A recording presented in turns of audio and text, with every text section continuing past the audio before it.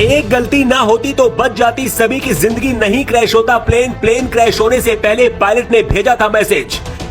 600 accident, 9000 लोगों की मौत। बोइंग के विमानों में आखिर क्यों होते हैं इतने हादसे? आसमान में उड़ान भर चुका था विमान, फिर कैसे आ गया जमीन पर? कौन सी गलती पड़ गई भारी? अगर एक गलती ना होती तो सबकी जिंदगी बच जाती। क्या जानबूझकर सभी यात्रियों को मरने के लिए छोड़ दिया गया? अहमदाबाद में प्लेन क्रैश होने से पहले पायलट ने मैसेज भेजा था। उस मैसेज में जो बताया गया था उसने सिस्टम को फिर से बेनकाब कर दिया है। जब इस विमान की सुरक्षा को लेकर पहली कई बार चिंताएं जताई जा चुकी हैं और दुनिया भर में से उड़ानों से 3 महीने के लिए रोक भी दिया गया था, तो फिर इसे भारत की बड़ी फ्लाइटों में उड़ान भरने के लिए क्यों इस्तेमाल किया जा रहा था? क्या सिर्फ कुछ लोगों के फायदे के लिए इतने लोगों की जिंदगी को दांव पर लगा दिया गया? अहमदाबाद एयरपोर्ट से उड़ान भरते हुए एयर इंडिया का विमान जब क्रैश हुआ, विमान के अंदर 242 के करीब लोग सवार थे। क्रैश से पहले पायलट को खतरे का अंदाजा हो गया था और उसने एटीएस को सिग्नल देते हुए कहा था, मेडे मेडे। किसी भी फ्लाइट में मेडे कॉल एक इमरजेंसी मैसेज होता है जो पायलट उस वक्त देता है जब विमान किसी गंभीर संकट में हो या फिर यात्रियों या फिर क्रू की जान खतरे में होती है। जैसे विमान का इंजन फेल हो जाना, विमान में आग लग जाए, हवा में टकराने का खतरा हो या फिर हाईजैक हो जाए प्लेन, तो ऐसी स्थिति में पायलट ये सिग्नल एटीएस को भेजता है। लेकिन एटीएस सिग्नल मिलने के बाद भी कोई मदद नहीं कर पाया। विमान अहमदाबाद से लंदन जा रहा था और अहमदाबाद एयरपोर्ट से टेक ऑफ करने से कुछ देर बाद मेघानी नगर के पास क्रैश हो गया। एयरपोर्ट से मेघानी नगर की दूरी 15 किलोमीटर के करीब है। इस विमान में गुजरात के पूर्व मुख्यमंत्री विजय रूपानी भी सवार थे। एयर इंडिया का ये प्लेन डॉक्टरों के हॉस्टल पर जा गिरा और फंस गया। तस्वीर में भी आप इसे देख सकते हैं कि कैसे अस्पताल की बिल्डिंग में ये प्लेन फंसा हुआ है। सिर्फ 8 मिनट के अंदर प्लेन कैसे राख में बदल गया, उसकी पूरी कहानी पहले आपको बताते हैं।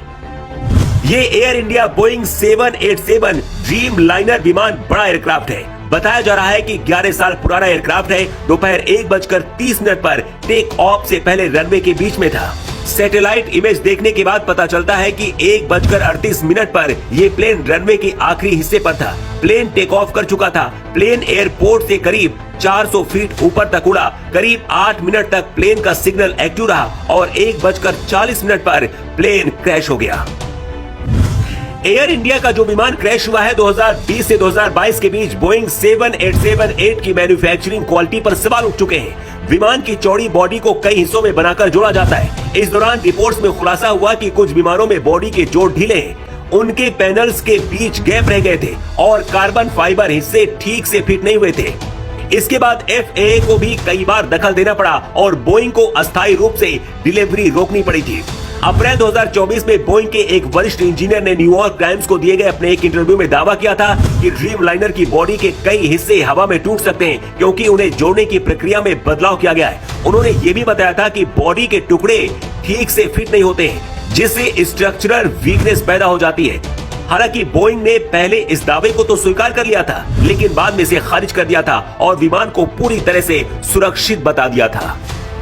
ड्रीम लाइनर 7878 में पारंपरिक हाइड्रोजन सिस्टम की बजाय इलेक्ट्रिक मोटर्स का अधिक उपयोग किया गया है, जिससे इलेक्ट्रिकल फेल्योर, सॉफ्टवेयर गड़बड़ियां, विंडशील्ड में दरार, इंजन फेल्योर और फ्यूल लीक जैसी घटनाएं सामने आई हैं। 2024 में जापान की ANA एयरलाइंस की एक फ्लाइट में हाइड्रोजन ऑयल लीक हुआ था, जिससे विमान को रनवे पर रोकना पड़ा था।